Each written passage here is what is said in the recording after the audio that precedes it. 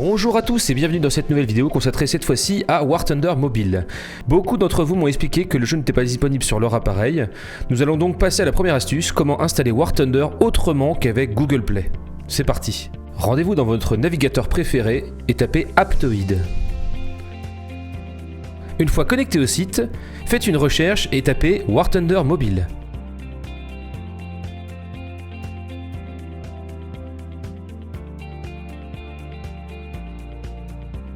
Choisissez War Thunder Mobile. Cliquez ensuite sur Télécharger.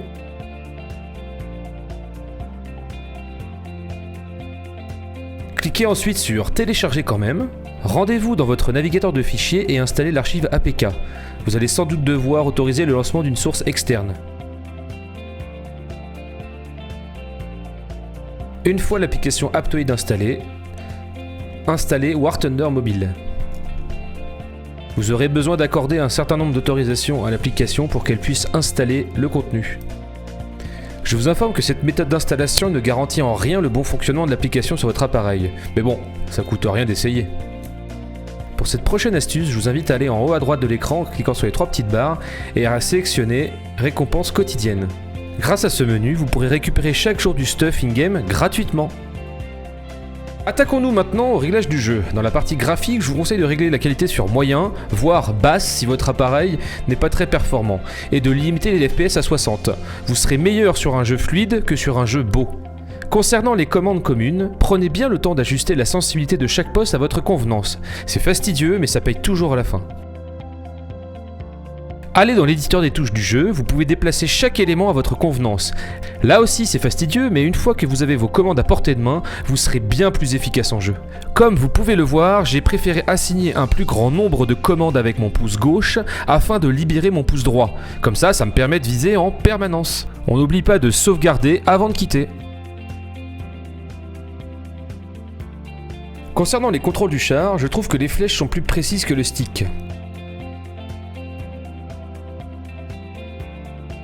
Les options qui suivent ont été réglées selon mes affinités. À vous de trouver les vôtres.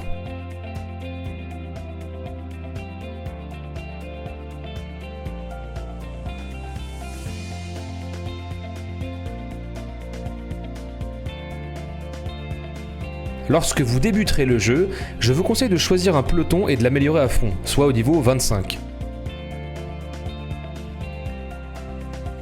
Les améliorations à maxer en premier sont, selon moi, la cadence de tir, le temps de remplacement d'équipage et la vitesse de réparation. Côté arsenal, je préfère les obus gros calibre, les ceintures furtives et le système de rechargement. Mais bon, après, libre à vous de choisir votre propre voie. Passons maintenant à quelques astuces concernant le gameplay. Lorsque vous spawnez avec un véhicule, pensez à prendre une bonne quantité d'obus perforants, car ce n'est pas évident de bien viser sur mobile. Un appui simple sur la flèche du haut permet d'avancer en petite vitesse. Un second appui permettra de passer en vitesse maximum. La touche entourée permet de tirer avec les mitrailleuses. Cliquez sur ce bouton pour passer en vue sniper. Une fois en vue sniper, vous pouvez ajuster la puissance du zoom avec cette petite molette.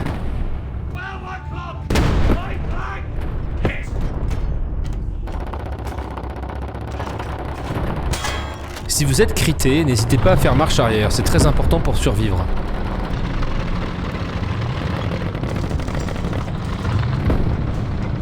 Lors d'un affrontement, baladez votre curseur jusqu'à ce que l'indicateur de tir soit vert. Cela veut donc dire que vous avez toutes les chances de percer l'ennemi.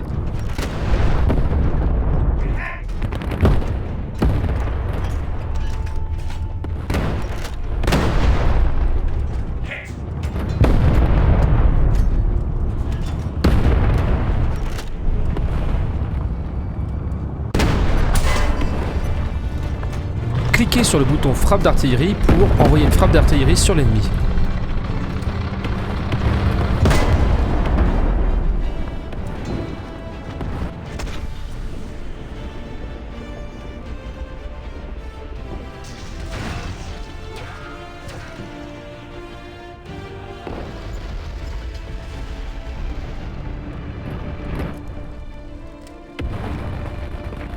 il est très important de bien regarder les minimaps. Par exemple, là, j'ai bien vu qu'il y a quelqu'un qui spawn killait.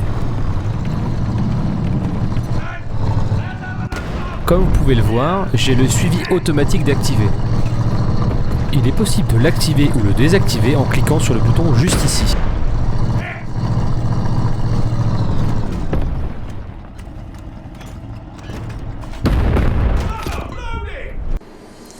Saviez-vous qu'il était également possible de jouer donc à War Thunder Mobile mais avec un clavier souris? Alors moi j'avais acheté ça pour le télétravail, je sais pas si ça vous parle, ce genre de petit boîtier qui permet en fait de transformer un port micro USB comme il y a sur le PC du boulot vers des ports USB 2, USB 3 et puis tout un tas de merdier, des ports HDMI, tout un tas de fumier quoi. Bref, là en fait ce qui va nous servir seulement ça va être le hub qui fait USB-C ici vers USB. Donc en fait on branche le micro USB, enfin l'USB-C pardon ici, et tac, après je viens brancher donc sur un port au pif, hein, hop, une souris, un clavier, bon ça fait un peu un setup de clodo hein, mais hop, et là en fait je sais pas si vous le voyez à l'écran, pof, j'ai une souris. Donc en fait le gameplay ça va être le même gameplay qu'un gameplay téléphone, c'est à dire qu'il faut cliquer pour pouvoir viser. Donc là moi j'ai les touches ZQSD pour avancer, de mémoire la touche X c'est pour la mitrailleuse, la touche espace ça tire, il y a la touche V qui permet de zoomer, et ensuite de mémoire il y a les touches 1, 2, 3 qui permettent de faire les actions qui est en bas là,